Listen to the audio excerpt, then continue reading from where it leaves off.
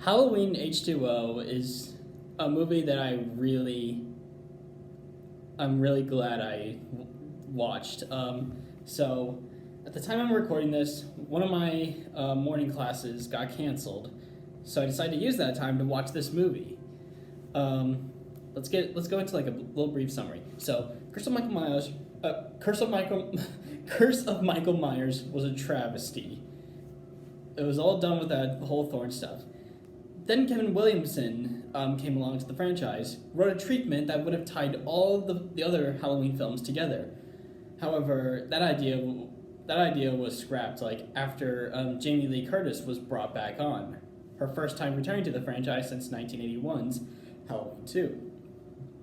Her involvement also switched this H2O from becoming a straight-to-video film to a theatrical release.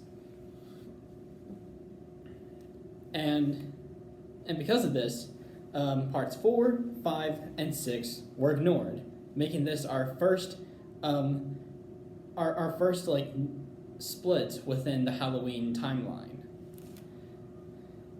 Alright, there's your little history lesson. Anyways, H2O is just such a fun and refreshing, it just feels like fresh and new, probably because of the Kevin Williamson writing style and humor. There's just a lot of great moments, when Joseph Gordon-Levitt's character says, yes, I think they messed up your kitchen. And then, the two girls asking one of the staff members, if he wants to join, but he says, I can't, I'm getting my nipples pierced. Stuff like that just cracks me up.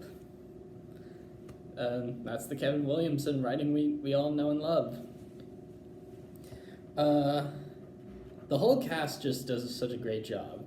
Jamie Lee Curtis, Josh Hartnett, LL Cool J, Michelle Williams, Joseph Gordon-Levitt, some of the other actors who I don't know their names, but hey, they all did a fun job.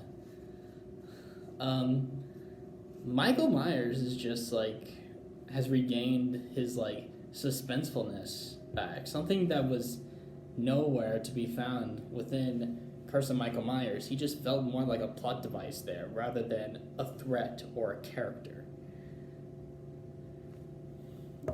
So I'm really glad we were able to go back to the Mikey we were all terrified of. Something else that's also great about H2O is that Laurie doesn't stop. She doesn't alright, here we go. So Laurie does 2 knife attacks. LL Cool J stops her from killing Michael again. Laurie sees Michael getting in a van, takes an axe, and then takes a cop's gun, then drives Michael away, and then when she sees Michael getting up, she slams the brakes, goes flying through the van, gets up, Laurie goes at it again, and just hits Michael down the hill along with her in the van, and then Michael lands on a tree, and then the van gets him stuck in between those two. Then Michael tries to reach out for Laurie in a family moment, but then Laurie just cuts his head off. I love that. That reminds me of the Ben 10 Ultimate Alien episode, Escape from Agrigor. When Ben, after Agrigor absorbed the 5 Andromeda aliens, Ben was just furious. He didn't stop fighting. He was ready to see some blood. And that's how I kind of find the ending of H2O. That's how I see it. Just a fantastic moment. I love it when characters do that. I love the production design. I love the uniforms of the students. Score is really good. They also brought in Steve Miner, who directed the first 2 Friday the 13th sequels. I think he did a really great job directing this. Kills were handled really well. My favorite one was the Joseph Gordon-Levitt's character gets a hockey shoe on his face. That was so cool.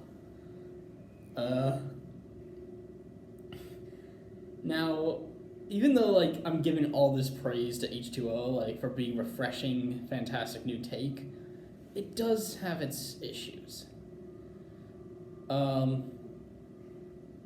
With when it comes to like, all right, so I don't like how with Michael Myers you see his eyes a lot. I feel like it only works like towards the end, at least for me.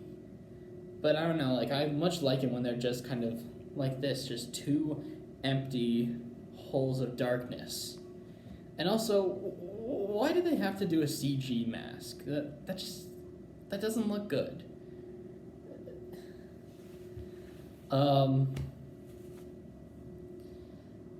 Yeah, I think that's my only gripes. Those are my only gripes with H2O. I'm just shocked about it. From having characters that we actually like, a kick-ass third act, and just being this fantastic Halloween sequel that should have been the end of the franchise. But of course, it's not always like that.